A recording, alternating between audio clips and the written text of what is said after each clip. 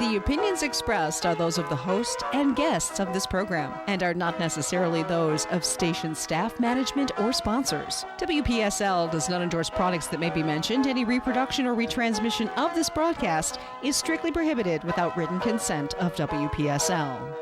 It's time to Ask a Rabbi. Call in with your questions and comments at 340-1590. And now, here's your host, Rabbi Shafir Lobb. Hello, everyone. This is Rabbi Shafir Lobb of Congregation Eitz Chayim in Port St. Lucie, Florida.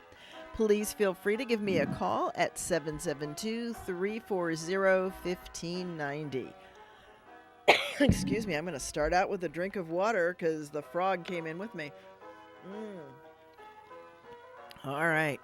So there we go. I started it with one of those phrases that we hear a lot. And I'm going to go to another one that we hear a lot. We hear, spare the rod, spoil the child. And people say, oh, that comes out of scriptures. Well, kind of, not sort of, but, yes and no. So what really is said? What really is said in scriptures is, who spares the rod hates his son, who loves him disciplines him early. Doesn't mean beating the kid, right? And it actually talks several more times about the key is getting in with an early intervention before a child goes down a wrong path and doing so lovingly. Yeah. So that's reinforcement from the very beginning. Right. I mean, of course, a newborn doesn't need any sort of discipline, but just the guidance as they as they start to learn. Right. And that fits with what Judaism says, right, which is that a baby is actually born sinless and is not capable, despite how many babies kick their mothers while they're in the womb. Well, that's accidental. Yeah, it happens. Cramped quarters. Yes, it is cramped quarters. Cramped quarters. And so, right. So the point of it is that, this is one of those things, as Stuart was talking about in Ask a Lawyer, that people, we call it cherry picking.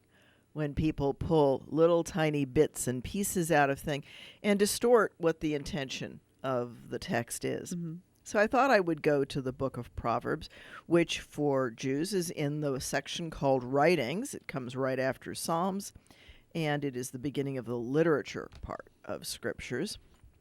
And some say that it was written by Solomon. Of course, CNN and Fox News weren't there to get the copyright, so it's hard to say. Yeah, there was no scoop back then. There was no, not quite this. Well, there were probably plenty of scoops. Never mind, I won't go there. So here's a couple of good sense wins favor. The way of the treacherous man is unchanging. Every clever man acts knowledgeably, but a dullard exposes his stupidity. So there are some interesting pieces in here. These, a wise son comes so from the discipline of his father. In other words, it's important to give a child some guidance. And there's a couple of them, and that's what I exactly was trying not to have happen. Okay. So hopefully we're back live again. That was really interesting, phone. You're not supposed to do that.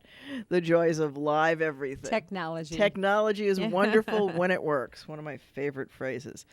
So anyways, I started to say here, he who guards his tongue preserves his life. He who opens wide his lips invites ruin. Okay, another one of those ones that we've kind of switched around and better to be thought a fool than open your mouth and remove all doubt, which is a modern version of that, or a more modern version. We're filled with all these pithy statements. So, but it's amazing that you just brought that up in light of everything that we have heard this week. Everyone's opinion is instant. It's important. It's out there. We must say, even before they have all of the facts, and I'm, of course, referring to the students, the Catholic school students, they didn't have the whole story and condemned those kids so quickly. But it's everything that hits the news, everyone's opinion must be the number put of on the people. internet. The number of people who either read a headline, look at a picture, and have no idea what's. We've all had the trolls come up on Facebook or Twitter or wherever you've posted something, you get we're in an instant troll. But see, we've always had an opinion. Why do we think that everyone needs to know it? We've always done that, and people have always gossiped, right? And it's not the good stuff that gets carried. It's always the negative. There's something tantalizing about toxic material. And it's kind of like the moth against the flame. It's not in our best interest, and it's certainly not in anybody's best interest. Right. But we to do, anyone. we tend to do that. And I'm always reminded, I'm a big fan of Stephen Covey's books. I like his books. And one of the ones, there's a story that he includes in his book about being open to new information because it will change how you view a scene. And the one that he talks about is being on a subway train, that he gets on a subway and he's sitting there doing whatever he's trying to do, and a man and a couple of small children get on the car with him, and the kids are bouncing off the walls. They're just, and the dad is just like slumped over and doesn't really appear to care. He's kind of like daydreaming. And finally, Covey can take it no more, right? He walks over to the man and says something to him about, can't you discipline your children? And the man looks up and goes, excuse me, sir, I apologize. I'm just coming from the hospital. These children just lost their mother. Right. Now, nothing has changed. The kids are still bouncing off the wall. There's no change in the situation, but has the meaning of it totally changed? Absolutely. Right. And the opinion. And the opinions have totally changed. As to why are you not making your children behave? Right. Yeah. So it's important to always, I think, and it's the kind of thing I take to heart, because I've had other cases like that where I've looked at something and gone, okay, but I really, and I'm not perfect. I'm far from a saint. Don't get me wrong. But I've really worked at consciously trying to be open to new information that'll radically change. And, it does. It changes. Right? The kids were still misbehaving. The man was still not paying attention. But now there's a whole different emotion in the room. And emotions are a very, very critical part of how we connect. Emotions is one, before the show started, we were talking a little bit about Kabbalah. Kabbalah talks about four realms in which we live. And the first one, and they're not stacked on each other, they're kind of like, if you imagine, kind of intertwined and all together. The first level is that of doing. It's where we spend the bulk of our existence, if you will, manipulating the physical world, doing things. It's the concrete part of us. And the second realm is the realm of feelings, of emotions, and it's where connections start to be made. So it's the forming part of the spirituality, but it's at an emotional level. And then the next level is a cognitive level. It's the level of knowing things and of formulating thoughts, just dealing in that part of our being, the cognitive, the mental.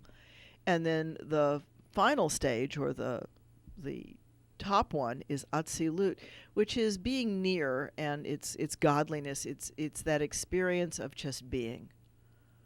Those moments where you just are. You're one with God. You're one with the world. You're one with the universe, and it's one of those things you can't stay there very long, because as soon as you realize you're there, you're not there anymore, right? Because then you're back in your cognitive. What's sense. amazing though is the cognitive and the feelings don't come together. They don't, and it's why there are red cars.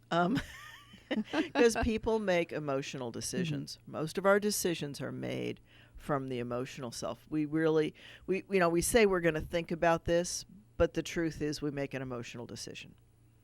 And emotional decisions are totally different. The supermarkets know how to use that really well.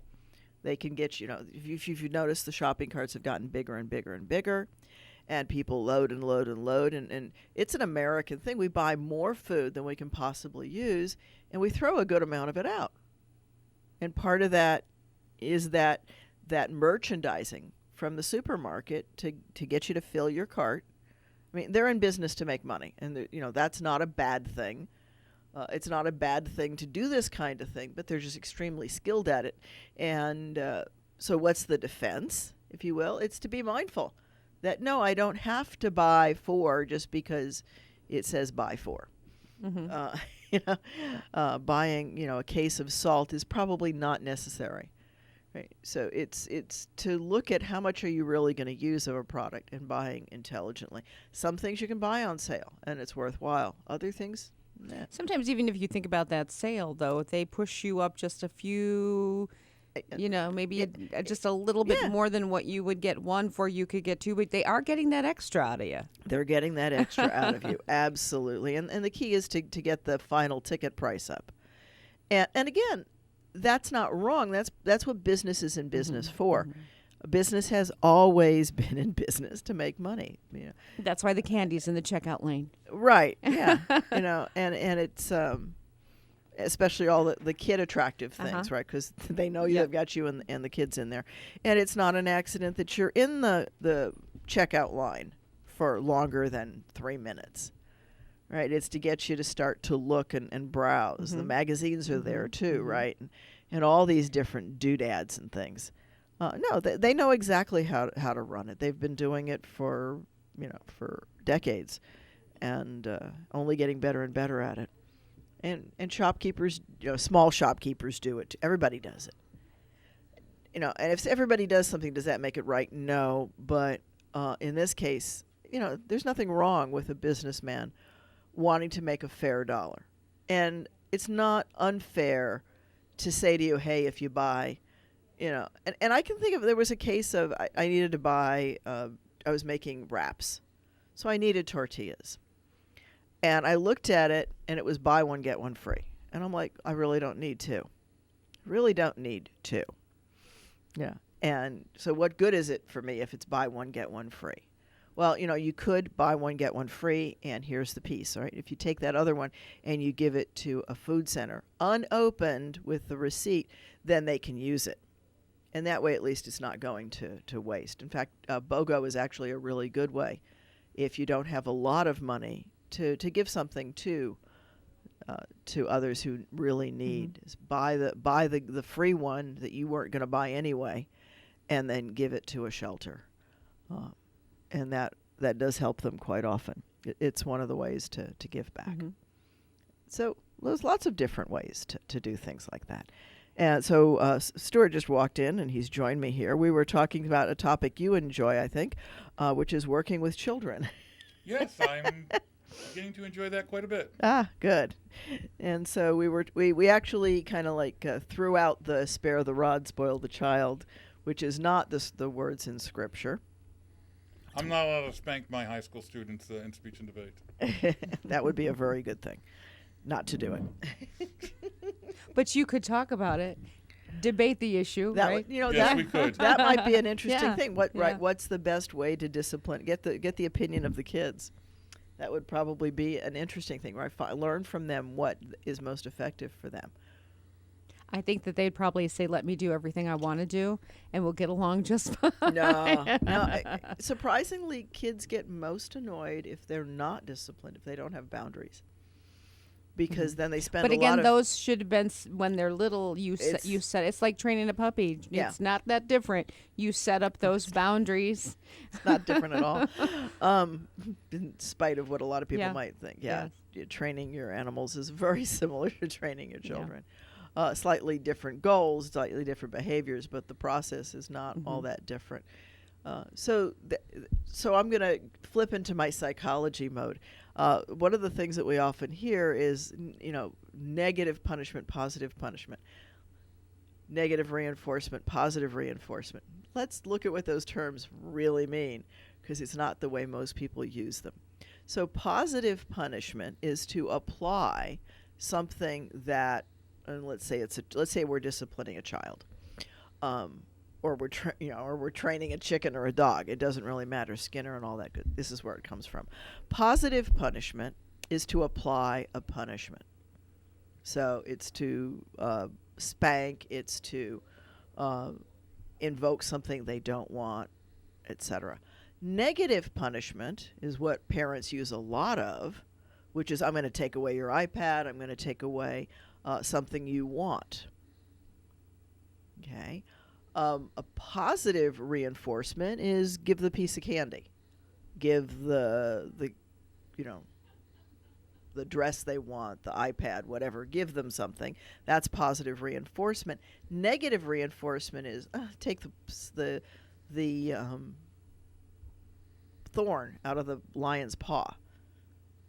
That's negative reinforcement. It's taking away, and it's encouraging the right behavior.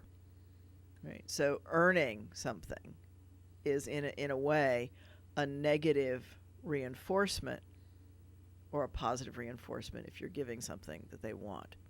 So it's it's a little more complicated than most people use it. Punishment is something you do to stop the behavior. It can be positive if you apply it, negative if it's taking something away. Reinforcement is encouraging the behavior, and it's positive if you give something and negative if you take it away. It's really that simple. And that's the 4 categories. And the theory behind it was that if we punish something, we're going to see that behavior diminish. If we reward it, we're going to see it increase. And that works. Here's the interesting piece. We were talking earlier about cognitive and emotional. Mm-hmm. It works for physical efforts reasonably well. So if we want somebody to do something physical that doesn't involve much mental process, a good reward results in good performance.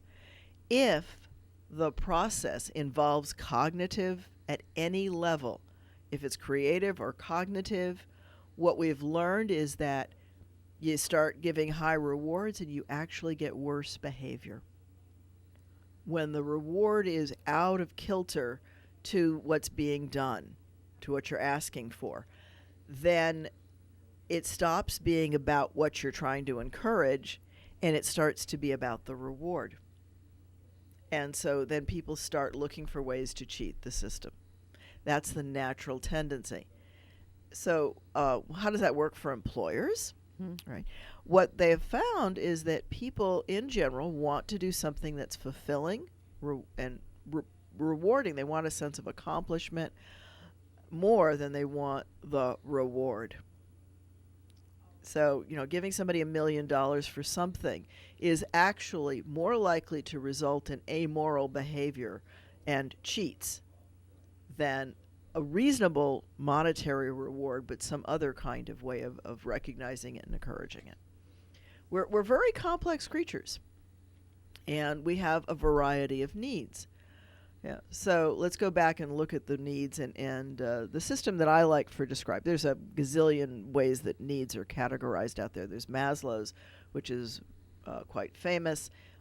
One of the ones that I like says that the first need that you have is to be certain, and certain is, be certain that you're going to get the next breath, that you're going to have the next food. You could say that we can never be certain. Well, you can be relatively certain. Like we're sitting here and we're pretty certain that the walls are not going to fall in. Mm-hmm. Okay, it might happen. You could never be 100%, but when you hit a certain amount, then you're willing to behave as if it's really going to be. If you start to worry about the walls caving in, if you're in a hurricane, you're going to behave differently. You're not going to be as certain. You're not going to be as certain, yeah. Right? You're not going to be as certain about your safety. Okay, so certainty is one of the very basic needs. Another need is significance. You need to be important to somebody.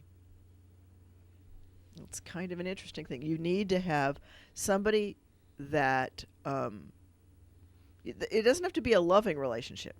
Okay, often it's not. So we need to be needed. We need to be not needed. We need to be noticed. which is why sometimes people act out.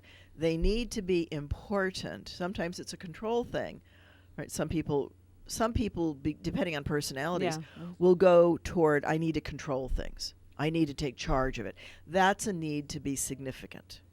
I need to be the one in charge. I need to do this. I need to do that. That's a lack or a great need in the significance area. The third need is variety. Right. So, there are people who have the same thing for lunch every day, but they need variety in their life in some other way. My husband's very famous for menu fatigue. He can only take something for so long, and then he can't handle it. My father. We're like Taco Tuesday people, you know. Well, Spaghetti Wednesday people. yeah, and every once in a while you want something different, right? So we don't like a lot of the things that are different, but we need them for stimulation. Once everything becomes too similar, we basically go to seed. My family makes fun of me because they call it the mom uniform, because I always wear jeans and like a pullover, and I have like most everything I own is black, and it's like they call it the mom uniform. Yeah. Okay, so and every once in a while, do you want to wear something different? No. Okay, not really. I knew a woman like that. No All problem. black. Not really. Okay, so we have a need for some variety in different. Everybody's got different needs, and that's the other part to it, right? So exactly how you address these needs is a function of personality. It's a function of resources and all kinds of things that play into it. The fourth need that we have is the sense of connection. That's more the need to be loved, although a lot of people settle for companionship because love is scary. Love is really risky. You can be really hurt with it. And so a lot of people won't go to the love side, but they'll go for companionship.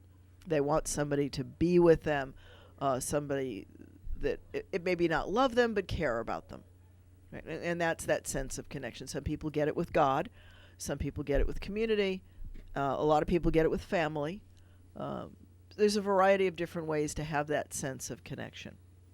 Those are, if you will, the needs of the person, of the personality.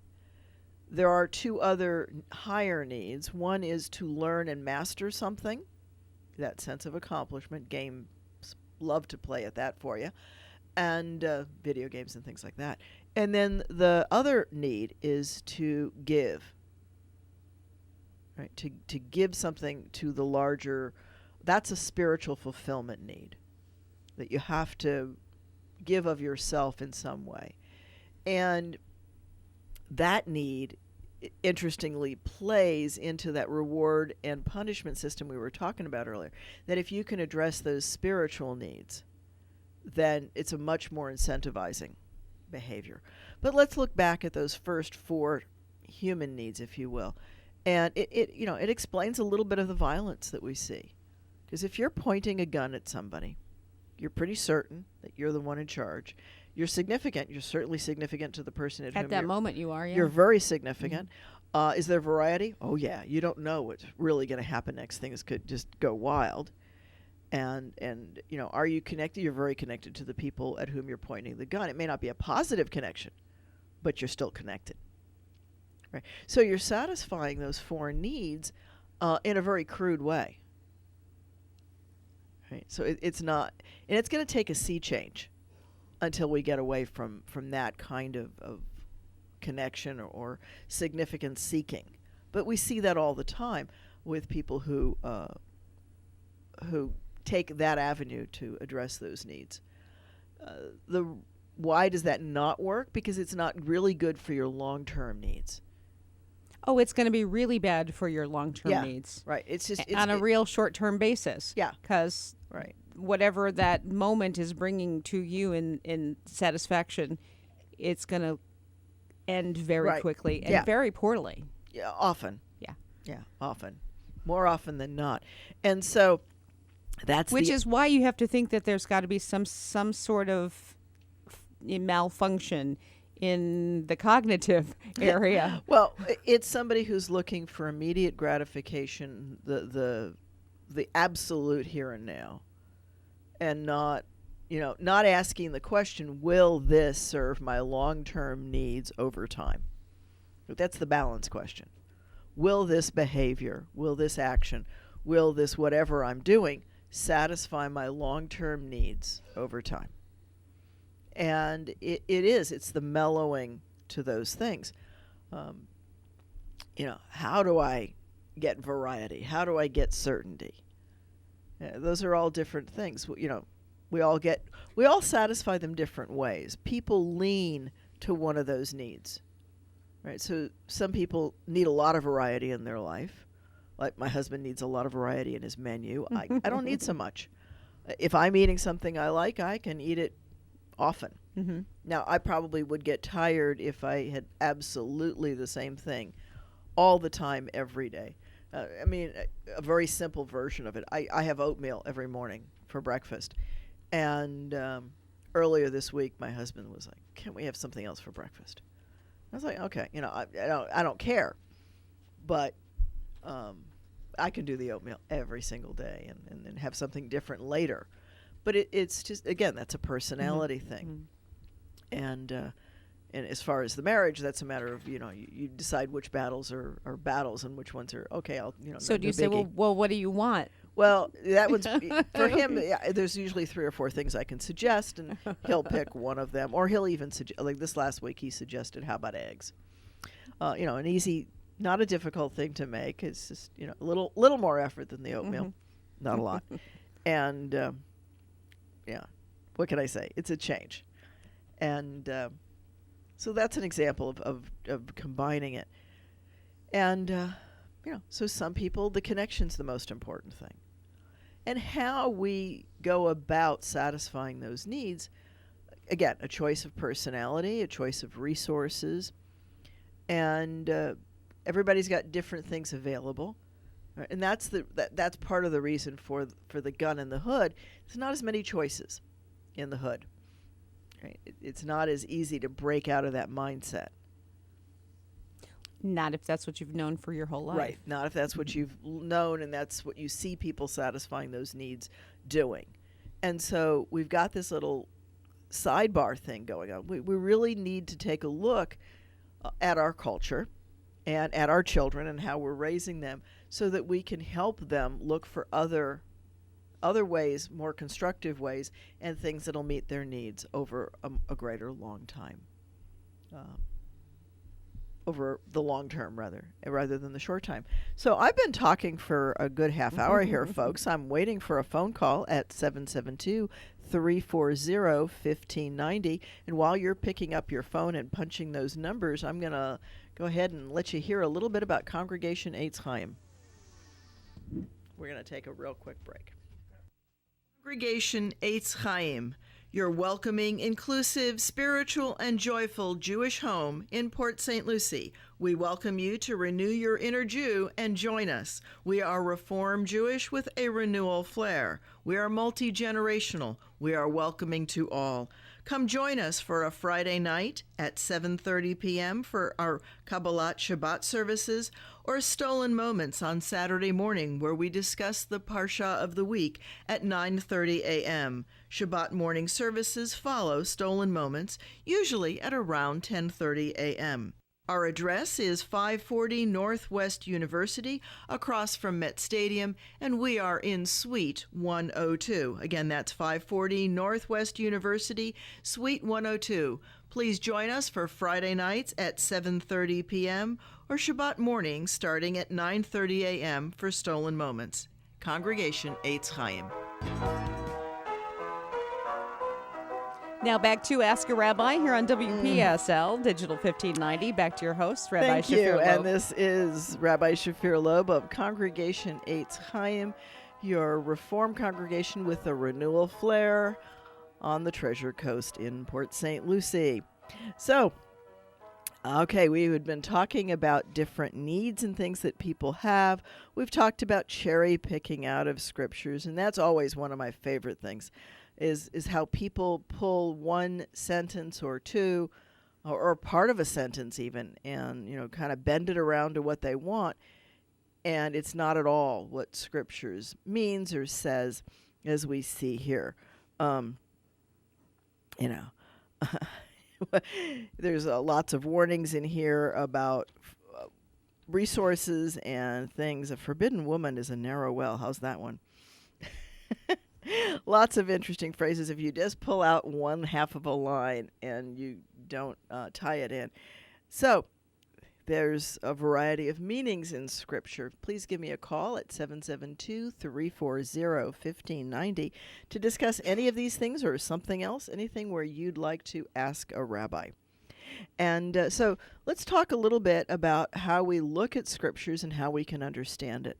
There is the simple, straightforward, what do the words mean? And I absolutely like to look at the Hebrew, because I find that there isn't a translation alive that does what I think is a wonderful job of it.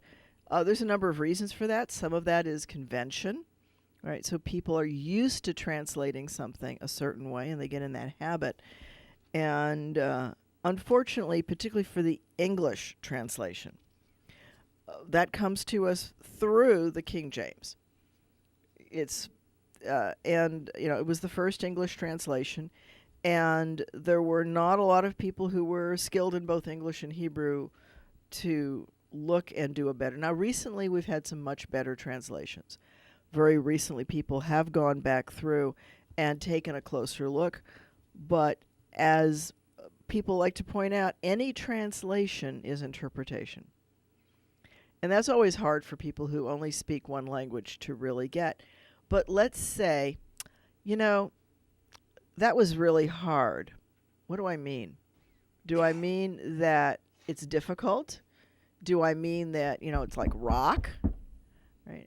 On the other side, if I say that, Stuart's a sharp guy, well, do I mean, yeah, there you go. He says, thank you, but it might not be a compliment. I know. Right? It might mean that you're a little caustic, a little too tonguey wit. All true. Yeah, so it might also be that you dress really snazzy. Not me. Okay, so right, so it has a variety of meanings, and the same is true with the Hebrew. It has many, many meanings. You know where I found that recently? Where? I told you I'm watching an Israeli TV show. It's in Hebrew and has English subtitles. Yeah. And while I know they do the best they can for me to understand what's going on, I also know that somewhere along the line, I'm losing the inside meaning, the inside tongue-in-cheek. That is not coming across in the English translation. Well, some of that's puns, and puns don't work usually when you translate. The only one, I'm known for this one. The one that I like out of Scriptures is the story of the birth of Esau, Jacob's twin, where Hebrews says he was fuzzy and he was furry, so we named him Harry. Okay, and just as you're smiling and chuckling there, when Israelis hear the Hebrew, they chuckle too because they get the pun. Right, and Scriptures is filled with those puns. I don't get a lot of them because some of them are also time and culture based. So you've got to have been in the place where it was written. And some of them are just whether or not you're aware of it. We talked a little bit last week about the king of Persia in the book of Esther inviting all of his ministers, both big and small. Now, as my mother would say, get your mind out of the gutter and make room for mine. If that's where you are at, then I think you get what that reference is. Right. As I've actually had Hebrew speakers say to me, I'm not going to read that section. Because I get it. I know what that's about. And, usually when you read it in English, this is great and minor. That's not what it's saying. It's saying big and small. And, there's enough other innuendo going on in the story that you can figure it out. And so that's in the adult Purim. Yeah, I'm getting the look over there for the adult stuff. But there's tons of puns like that. Here's another one that, going from English to Hebrew, this will date me, I was watching Yellow Submarine in Israel. And, of course, Yellow Submarine has the blue meanies, the bad guys. I really don't remember much of the plot anymore, but I remember the blue meanies. And at one point in the animation, one of the blue meanies takes a pill and he's not blue. Okay? And the line in English, when somebody says, well, I'm a blue meanie or whatever it is, one of the Beatles turns to him and says, funny, you don't look bluish. And of course, to anybody who knows the old you don't look Jewish line, that's hysterically funny. Now, I'm reading the Hebrew subtitles, and the Hebrew subtitles is funny, you don't look blue-like. Blue-like? Yeah. Well, because the pun's not going to translate. Pun's not going to translate. And the Americans and the English speakers in watching the movie are hysterically laughing, and they get it, and it's funny. It's a funny line. And the Israelis are like, what's the big deal about being blue-like? So humor is very difficult. I've always felt the most, I feel a lot of compassion, interestingly, for a comedian who emigrates and has to learn a new language. Because the humor is not going to translate easily. It takes a lot of skill and timing and all those kinds of things to make humor work well in your own language. And then when it's a second language, doing it that way is even harder. So and I know a few comedians who can do that, who can be humorous in multiple languages, but it's not very many. Cartoonists have a little bit easier because they're using the pictures to help tell the story. But a stand-up comic, very, very difficult to change languages. Writers very often have a hard time because of the depth of the language skill required to be a master at their craft. If they have to change language, much more difficult. So those are some of the folks that have the hardest times emigrating because their skill set is bound in the language. And you get that in scriptures. I'm trying to think of another example that translates, and I can't think of one right now. But I know there's that one, and there's other ones that I chuckle that I get, and it always makes me wonder how many of those kinds of puns do I not get? And what is it? And let's think about this. Let's step back a second. What does it mean for scriptures to have that kind of humor and pun in it? Here you're telling a very serious historical story of the birth of Esau, Jacob's brother. They're twin brothers, and they're fighting in the womb. And it's talking about the birth. And it says he was fuzzy and he was furry, so we named him Harry. There's a lot of puns associated with Esau being hairy and red and things like that. And those get played with a lot. So there's a lot of visual humor in scriptures. We don't think of that very often. We think of scripture as being this really somber text, but it's much more lighthearted. And, so I'm kind of reminded of something I was told in the military. What you're doing is very important, but it's not that important. Right. So you should never take yourself too seriously. Because in the military, it is, you are not one, it is all. Well, and it's easy to get so task-driven that you hurt people on the way that don't need to be hurt. And then you're missing the point. Because the real point of everybody that I know that's a higher level military, let's put it that way, recognizes that the function of a military is not to go and fight, but to deter the need for fighting. Right? And that's a very subtle, that's much more difficult to do than to go in and fight a battle. Fight a battle is the easy, it's the kid's response to a conflict. The adults work it down and don't have to get to violence. So, yeah, that was the point of that comment, right? Take it seriously, but don't hurt anybody on the way getting there. Get your goal accomplished and minimize collateral damage and all that other stuff. Well, even going back to spare the rod, spoil the child, you don't have to spank them if you had discipline along the way that exactly. And didn't resort to the actual physical part. Great, thank you. You're doing a good job of doing the kind of tie around that I like to do to bring things back. So that's exactly right, and that was the point of it, right? That he who disciplines his child early has a much easier time of it if you set the parameters effectively, if you're consistent. Right? Those are really important things for parents. Yeah, to I would do. rather say be good or I'm going to spank you and then never have to. Right. It's best. When I say that I'm going to, I don't really want to have to. Well, Right. I have found imposing the negative punishment, the takeaway, is effective when you also have, you can earn it back or earn part of the punishment back by the appropriate behavior. There's different ways to address it. I'm going to offer you, though, that having to threaten is already one notch down. Right? The ideal is that you don't even have to threaten. Right. You simply have to point out, say, I think you're getting close to the edge here, and let it just go. And then, if the threat is implied, and never have to be invoked, you're already 3 steps ahead.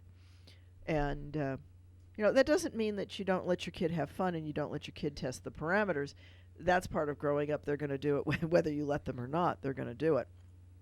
It's how do you manage that system so that you're teaching resourcefulness to your child, that you're teaching resilience, that you're teaching all these things that help adults cope in life. Because the ideal is to transfer them from being this helpless babe in the crib who can't do anything wrong because they can't do anything, to a responsible adult who is in a position to address those higher needs of learning, mastering, and giving back, so that they're not stuck at some low level in a hood. And that's not against the hood, because great people have come out of the hood, and so why are some, and that's the question that psychologists always like to ask, why are some able to be resilient? What's it about them that they can be resilient and resourceful enough and overcome those challenges? And low socioeconomic status is one of the biggest challenges, because they just don't have the resources to be as resourceful.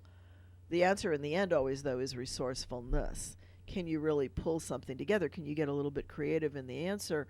Are you always going to look for, I don't have enough money for this? Well, how do you get money? That's one of the ways to be resourceful. And hopefully the answer is not rob a bank, because that was not going to serve your long-term needs over time. No. Right? It might in the moment, and I don't think most of us you have. might get a roof over your head, but it's not going to be your own. Right. Yeah. And on the other side of that, I think of the movie representation of Bonnie and Clyde, where Clyde is always saying, live fast, die young, and have a beautiful corpse. It's like, those are not my goals. And I'm not sure that a beautiful corpse is one that's riddled with gun holes, with bullet holes. Mm-hmm. So I'm not sure that he accomplished his goal anyway, other than dying early. Right? So, yeah, it's being able to really look at the bigger picture. That's something I think it's really important to teach children, is to be able to step back, do that meta-analysis of what you're doing, and decide, am I just giving into the moment, or am I serving long-term needs? Am I building the skills that I'm going to need? Am I filling my toolbox with the tools that it needs in order to have the best life I can have? And that's hard, because, a 9-10-year-old, they're not thinking that way. And to get them to start to do that before they have that well-developed prefrontal cortex is not so easy. All right. There's a physical development that's going on in our forebrain when you're hitting those teenage years, and when a teenager says to you, they really don't. They really don't know. Why did you do that? It seemed like a good idea at the time. Right. Yeah, but that making a good decision isn't there. They can't. They No. just. It's. Well, it's the old story, right? Yeah. Judgment comes from experience. Right. Good judgment comes from experience, and experience comes from bad judgment. Right. So, yeah, you've got to make some mistakes. A parent cannot make all the judgments for their children. One of my favorite stories along those lines was that I was working with a mother who was kind of really a little overdone with her kid. What I mean by that is that she says to me, well, I pray every day that my daughter have a good day. And I looked at her and went, wow, you must be really exhausted.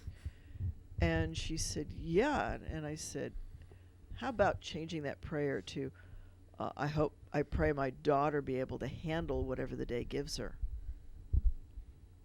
And this look that came back at me was like, I never thought of doing it that way. Right? Because, I mean, if you want every day to be a good day, you got to control the universe, man. That's tough. I'm not able to do it, and I haven't met the person who can yet, but I can certainly help my child if I had one. I've got furry children, but I have a lot of spiritual children. So I aim at trying to help them cope with what life's going to throw, because it's going to be ups and downs. It's going to be trials and tribulations. You know, we have a line in one of the prayer books that says, I do not ask for a life without alloy. Because if everything is done for you, you can do nothing. Right? If everything is given to you, you have no resourcefulness. You might have the resources, but you don't know what they're worth, and you don't know how to use them. And so you've been crippled. It's not unlike the other, I'm going to go to another metaphor. If you have a butterfly in a chrysalis and you cut the chrysalis to make it easier for the butterfly to get out, you're crippling the butterfly. It needs that struggle to get out in order to have its body juices be in the right places so that the wing dries properly and it can then fly. You cut it and you might kill the butterfly, but if you don't kill it, you're going to cripple it. Well, that's even like a baby chick. They've got to get out of that egg themselves. Right. And yes, it's hard. And it's really hard to sit there and look at it. It's even in plants. Okay, if you take the seed and you break the seed open, you have a weaker plant than you would have if you allow it to sprout, which might make us wonder about what we're doing to ourselves in eating food that's been moved along the process a little bit faster than it was going to. But that's a whole nother discussion, and that would be longer than the 7 minutes that I have left on this hour. So I'm sure that I've touched on some subject that somebody would like to call in, 772-340-1590. You've got a few minutes to ask a question if you have one for this rabbi, and please feel free to do that. We've been talking about all kinds of things. We've gone all over the map. Let's go back and talk a little bit about what scriptures means. Scriptures, so there's this very simple base level of what do the words mean. And then the second level is how does it connect in to the sentences before and after it? Why is it where it is? Right? Why did it get in this place in the story? Because the stories that we have didn't start that way. They're this weave of stuff. And, different things have been popped into the text here and there. And the books themselves have been arranged in different orders for different reasons. That's why there's a slight difference between Jewish and Christian scriptures. It's a different order of the books. And so aside from any translation differences that may have come from going through Greek and Latin and then to something, or coming straight from the Hebrew, and even the Hebrew, using things like Aramaic. There's an Aramaic translation or a commentary called Onkelos, and it's helpful sometimes to look at it, because then you get an idea of what people thought the words meant 2,000 years ago when Onkelos was done, and that's an early translation. So, and that's into Aramaic, which is even closer to Hebrew, but it still gives you, when he's using a synonym, you get an idea of what the meaning that they understood the words to be, or how they sometimes explain. There's a couple of notes in it as well. So you have that secondary meaning of why is it where it is, and how does it connect. And then you start to go up higher, and you start to say, well, what's the emotional cognitive meaning? What's the deeper meaning, the a little bit of noise there, yeah. A little rumble. And what's the, how does it, what's the interpretation that you should apply from it? how should you use what's there and how it connects? Right? So what is the meaning? What's the drash? Right? How do you search out the meaning that's in it? And then there's a fourth level, which is the really hidden meaning, the gem within the gem that you have to find. And those take sometimes a lot of work and a lot of sitting and just really letting the words be. And those are the hidden meanings. You have an example? Well, okay, so I'll go through a little bit of the story of if a husband is jealous, right? I'm working with that with one of our B'nai Mitzvah, but it's also the Torah portion of when I first came to Port St. Lucie, my first Shabbat here. It's the bitter water. It's known as the bitter water. And the story starts out by saying if a husband is jealous and his wife has been unfaithful, or he's jealous and she hasn't been unfaithful. Okay, so you need to understand a little bit of what's going on. If she has been unfaithful and he has to bring her to the temple, it means he doesn't have any real evidence of it. He's suspicious. He believes it. He's jealous. He's had a fit of rage over it. But it may or may not be true. There's no evidence. And so here you go. He's supposed to bring a very special offering. Himself and his wife come to the temple with it, and they're greeted out there. This is where you have to know a little bit more than what's in the text. So you have to understand a little bit of how the temple's working. You've got priests that are like triaging all the people who come in. They can see from as you're walking toward the temple what you're bringing. Are you bringing a goat? Are you bringing a this? Are you bringing a dove? They know this one offering is a rage offering, right? So immediately the Levites and Kohanes that deal with family relations are the ones that are going to deal with that person. And Scripture does say that the husband is taken one place and the wife is taken into the Holy of Holies with the priest, and her hair is let down. Okay, so there you have this sense of intimacy, of an interesting relationship. And she is then given a cup of water, and it's living water with a pinch of dirt from the temple floor. And the story goes that if she's been faithful, she'll be pregnant. If she's not faithful, then her thighs will fall off and her womb will descend and she'll die a horrible death on the spot. Now, I don't know about you, but what do you think's really going to happen if you have fresh water with a pinch of dust in it? Nothing. You got it. Right. So there's nothing in this bitter water that's going to do anything. But what's going to happen in this scenario of being separated from your husband, hair let down, right? If she has been unfaithful, is she likely to confess? No. Or maybe yes, right? Does she know what's in the water? Okay. Right? Does she know what's in the water? So there's a whole big psychological game going on here. And here's the thing, right? If she's been okay, right? Remember, there's no proof of her. So if she's been okay, she's going to be pregnant. Well, now there's an interesting piece. Because how's she going to get pregnant if she, etc. Mm-hmm. So we'll take that up some more next week. You got about 10 seconds. I've got about 10 seconds. Thank you, everyone. See you next week on Ask a Rabbi. This is Rabbi Shafir Lobb for Congregation Eitz Chayim. This is WPSL Port St. Lucie, the talk of the Treasure Coast. News on the Hour, sponsored by Rocket Mortgage by